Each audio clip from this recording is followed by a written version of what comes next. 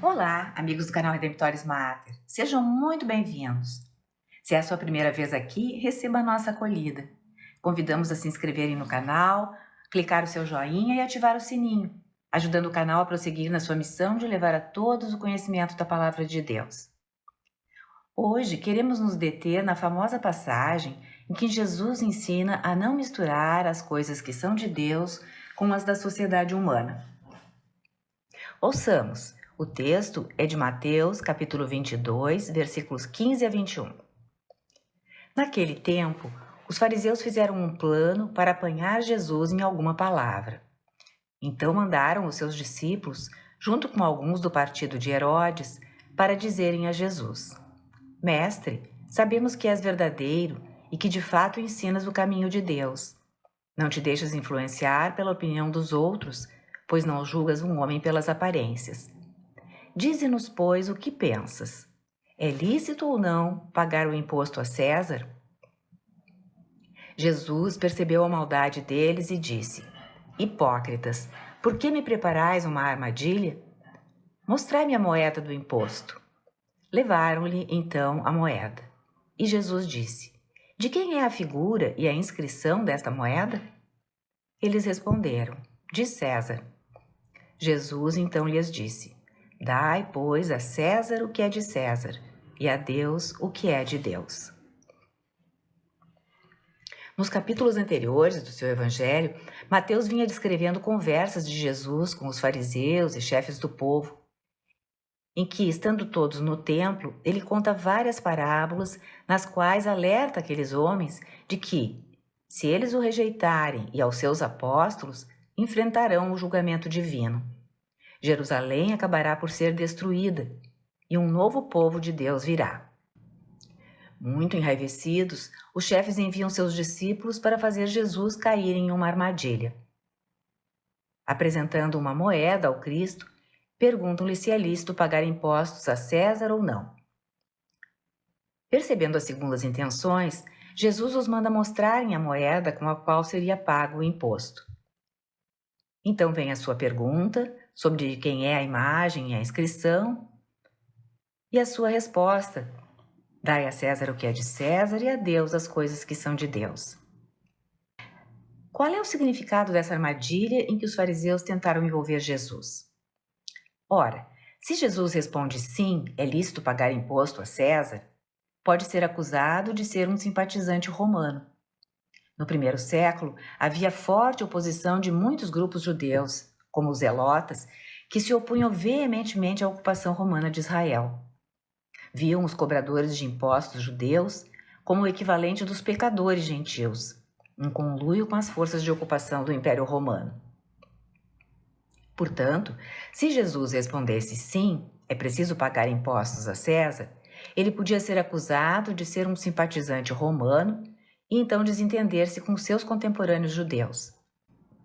Se respondesse não ser lícito pagar impostos a César, ele podia ser acusado pelos romanos de rebelião contra o governo. Portanto, o que os fariseus queriam era colocar Jesus em apuros. Mas não é possível encurralar Jesus. A armadilha sempre se volta contra quem a propõe. Ao ordenar que lhe mostrassem a moeda do imposto, ele se referia a um tipo específico de moeda, o denário. Uma pequena moeda que trazia estampado o perfil do rosto do imperador romano. Por volta de 14 a 37 d.C., o imperador, o César, chamava-se Tibério e produziu muitas dessas moedas, nas quais também havia uma inscrição, como podemos ver hoje em fotos na internet. Essa inscrição era César Augusto Tibério, filho do divino Augusto. No primeiro século, os dois imperadores anteriores a Tibério, Júlio César e Augusto, haviam sido elevados à categoria de deuses pelo Império Romano, como narra o historiador Suetônio na obra Vida dos Césares. E nos tempos antigos, de fato, nos vários impérios como Babilônia, Medo-Pérsia, Assíria e Egito, os imperadores eram frequentemente considerados deuses. Assim, os discípulos dos chefes entregaram o denário a Jesus com a imagem esculpida do imperador romano. Já isso podia causar problemas com os judeus, porque no livro do Êxodo, capítulo 20, verso 4, havia uma proibição contra quaisquer imagens esculpidas. Além disso, o fato de o imperador romano ser chamado de César e de Filho de Deus constituía o outro grande problema. Javé repetia continuamente aos israelitas, no Antigo Testamento, ser o único Deus, o Deus de todos, o Senhor dos exércitos, o Rei dos reis e o Senhor dos senhores. Por outro lado, Jesus afirmava ser Filho de Deus. Então, quando Jesus pergunta de quem é a imagem e a inscrição nela, aqueles homens dizem que é de César e ouvem a sua resposta. Na sua afirmação, Jesus está esclarecendo que o dinheiro pode ser pago legalmente a César. Em consequência, os cristãos precisam dar ao Estado o que lhe é devido, devem pagar impostos e ser membros contribuintes ativos da sociedade. Ocorre que a palavra grega aí empregada é eikain, e significa semelhança, de onde vem a palavra ícone. Assim, Jesus diz que o ícone de César pertence a César. Mas suas palavras aludem também a uma outra ocorrência dessa palavra grega no livro do Gênesis, capítulo 1, versículos 26 e 27, como se vê na tradução grega do Antigo Testamento. Quando faz o homem e a mulher, Deus diz que os fez à sua imagem e semelhança. Portanto, o homem e a mulher foram feitos no Eikaim de Deus. São ícones do Criador. Carregam a imagem e a semelhança do Criador. Jesus ensina que podemos dar o dinheiro a César, contudo, precisamos entregar nossa vida, nós mesmos, a Deus. A César, o seu ícone, a sua moeda. A Deus, o seu ícone, nós mesmos. Por isso, Mateus conclui o capítulo dizendo que quando ouviram isso, aqueles homens ficaram maravilhados e foram embora. Ficaram maravilhados com o ensinamento de Jesus e também com o fato de não conseguirem pegá-lo na armadilha. Com todo esse contexto, podemos nos perguntar qual o significado espiritual desse enigma de Jesus sobre a moeda de César para nós hoje. Essa é uma passagem clássica no Novo Testamento para ordenar aos cristãos que vivam pacificamente sob a autoridade do Estado dada por Deus. Como explica Paulo na Carta aos Romanos, capítulo 13, verso 1, toda autoridade vem de Deus.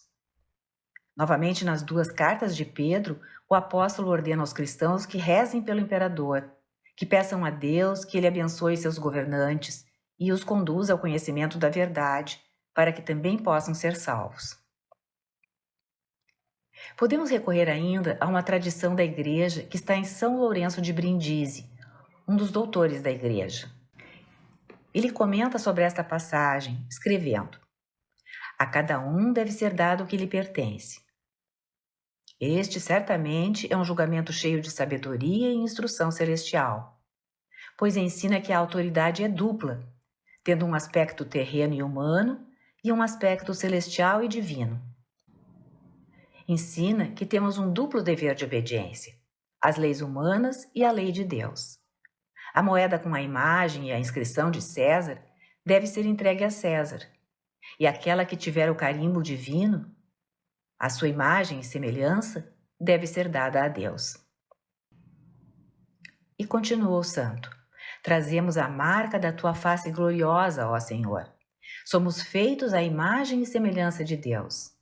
Então você, ó cristão, porque é um ser humano, é o dinheiro do imposto de Deus. Uma pequena moeda com a imagem e semelhança do imperador divino. Ou seja, como a moeda de César tinha o rosto de Tibério impresso, em certo sentido, carregamos o rosto divino do Senhor Jesus Cristo, sua imagem e sua semelhança. Para que, quando vivemos, nos movemos e agimos em nossas vidas, quando as pessoas nos veem, vejam Cristo.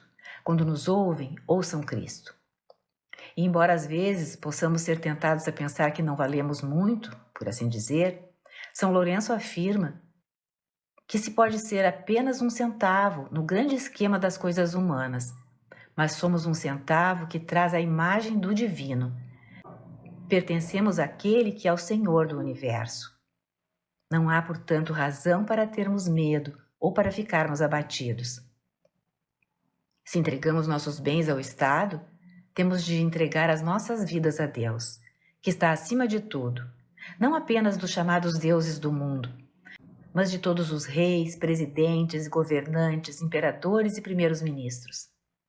Portanto, a nossa fidelidade, acima de tudo, é para com Ele e para com a sua lei divina, para que possamos viver neste mundo e ter a sua imagem e semelhança.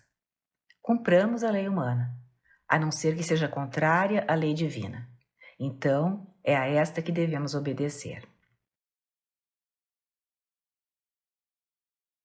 O Senhor esteja convosco, Ele está no meio de nós. Peço para você, a sua vida, a sua família, dando muitas alegrias vindas do céu, que se manifestem também na sua vida, na vida terrena. Em nome do Pai, do Filho e do Espírito Santo. Amém. Obrigada por ter acompanhado a nossa postagem. Se você gostou, clique seu like, inscreva-se no canal, conheça as nossas playlists e acione o sininho para ser notificado das outras publicações.